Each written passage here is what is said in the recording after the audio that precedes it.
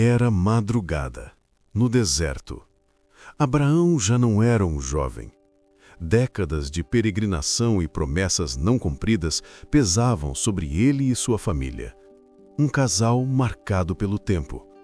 O riso cansado de Sara, as mãos calejadas de esperança e saudade. Ele sabia que era visto como um estranho entre povos que em seus próprios rituais sustentavam pactos de sangue. Mas dessa vez, Abraão ouviria algo jamais exigido por qualquer divindade daquele tempo.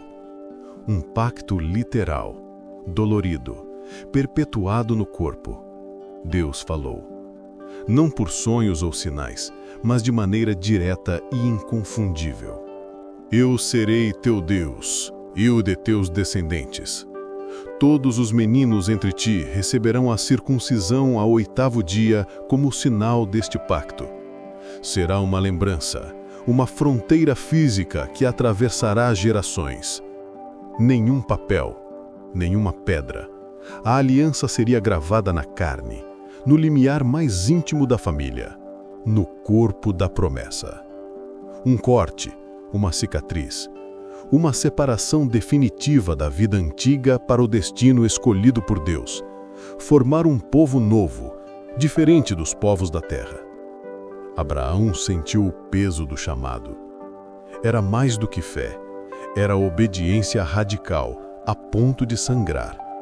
Era dizer sim, mesmo quando nada fazia sentido. Circuncidar-se, circuncidar o próprio filho, circuncidar servos. Deixar que o medo da dor física não superasse a esperança do legado. E crer que naquele gesto e símbolo Deus selaria aquela promessa eterna que havia feito anos antes, quando Abraão era ainda mais jovem, quando a esperança era apenas um sussurro no vento do deserto. Antes deste momento, Abraão e Sara haviam enfrentado o escárnio da esterilidade. Deus prometera uma descendência numerosa, mas o ventre permanecia fechado. O tempo passava. Os anos devoravam a juventude de Sara e, com ela, a possibilidade biológica de conceber. Mas então, quase como um milagre, Isaque nasceu. A promessa começava a tomar forma. E agora, com a ordem da circuncisão, Abraão compreendeu que o pacto seria selado não apenas com palavras, mas com sangue.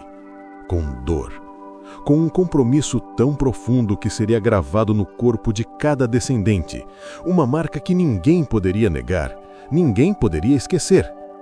Deus não só deu o pacto, mas mudou os nomes.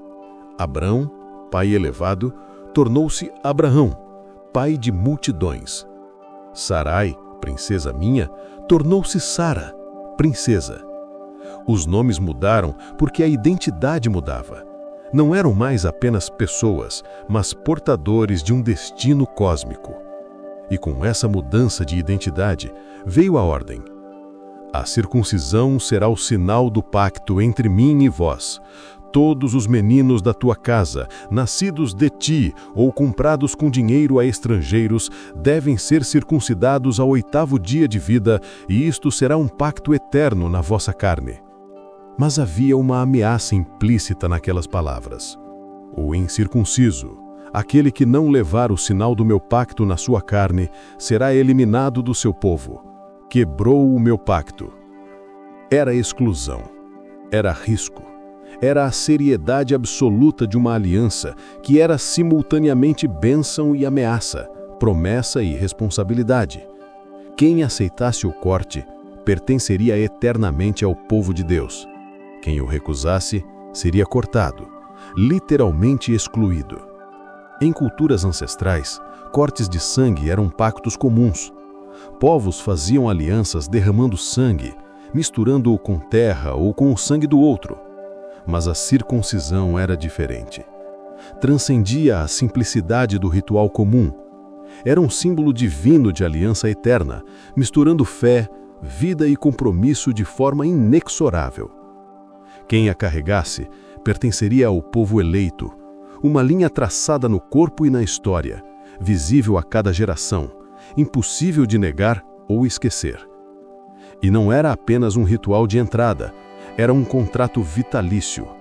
Cada vez que um homem circuncidado gerasse filhos, ele repetiria o ritual com seu filho ao 8º dia, transmitindo aquele pacto através do sangue, através das gerações, até o fim dos tempos. O significado era profundo e perturbador. A circuncisão envolvia vulnerabilidade absoluta. O homem que aceitava o corte entregava a si mesmo, renunciava ao orgulho, aceitava a dor como o preço de pertença. Mais do que isso, aceitava marcar o membro por onde viriam gerações futuras. Era dizer que cada vida futura carregaria consigo esse sinal, essa lembrança, esse compromisso com Deus. Era transformar a sexualidade em responsabilidade espiritual. Era profundo demais para palavras. Era uma marca na carne que falava mais alto que qualquer voto ou promessa. Abraão compreendeu isto. Compreendeu que estava prestes a fazer algo que nenhum patriarca havia feito antes. Compreendeu que estava sendo chamado não apenas a crer, mas a sangrar pela fé. Compreendeu que a dor seria parte da promessa. Naquela mesma semana, Abraão preparou-se. Com quase 100 anos de idade, com as mãos trêmulas não de medo, mas de urgência sagrada, preparou a faca de pedra, a tecnologia da época, afiada e pura. Reuniu os homens de sua casa. Ismael, seu filho primogênito, foi o primeiro. O rapaz que havia crescido com Abraão, que havia esperado pela promessa junto com seu pai, que havia conhecido a esperança e o desapontamento. Após Ismael, vieram os servos, homens comprados, estrangeiros que agora entrariam no pacto. O ritual não era apenas físico, era espiritual, era transformador. Cada homem que se aproximava do corte compartilhava segredo, temor, pertencimento.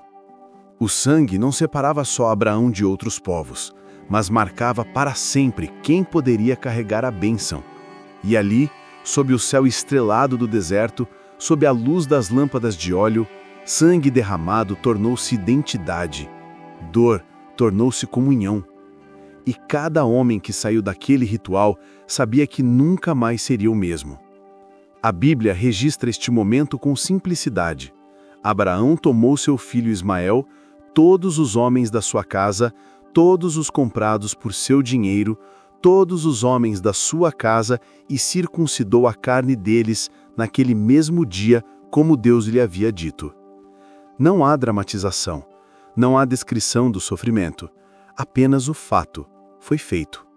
A obediência foi executada. O pacto foi selado em sangue.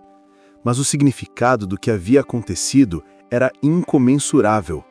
Porque Abraão havia dito sim a algo que desafiava toda a lógica humana. Havia dito sim a um Deus que pedia não apenas fé, mas compromisso corporificado. Havia dito sim a uma aliança que seria transmitida através de sangue, através de gerações, através de séculos e milênios. Logo após o ritual, Deus reiterou a promessa. Não era punição pelo que havia acontecido, não era confirmação de que tudo tinha funcionado. Era uma renovação da promessa em face daquela obediência extrema. Quanto a Sara, tua mulher, não lhe chamarás mais Sarai, mas Sara será seu nome. Eu a abençoarei e também te darei um filho dela. Sim, eu a abençoarei e ela será mãe de nações. Reis de povos virão dela. Abraão viu que a cicatriz no corpo era também a marca da promessa no cosmos. Não era apenas uma lembrança física, mas o elo entre o visível e o invisível, entre o terreno e o eterno. Quando olhava para as estrelas, agora cada ponto de luz era herdeiro da promessa. Cada descendente carregaria consigo não apenas o sangue de Abraão, mas também o pacto gravado na carne, a marca de que pertenciam a Deus, que haviam sido escolhidos, que estavam separados para um destino maior. O tempo passou. Isaque nasceu, o filho da promessa.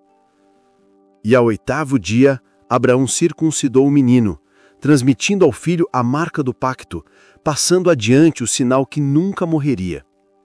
Gerações vieram, filhos geraram filhos, e cada um deles, em cada geração, receberia o sinal, não por escolha própria, mas por herança, por pertencimento a um povo que havia sangrado junto a Abraão, que havia aceitado a dor como preço de eternidade. A circuncisão tornou-se mais que ritual, tornou-se identidade, tornou-se a marca que definia um povo marcado para Deus, uma aliança onde sangue e fé se entrelaçavam inextricavelmente, um pacto que exigia coragem, compromisso e sacrifício. Um pacto que até hoje reverbera na história da humanidade, lembrando a cada geração que pertencer a Deus custa algo, que fé não é abstrata, mas encarnada, que promessas divinas são seladas não em papel, mas na carne, na história, na própria identidade de um povo.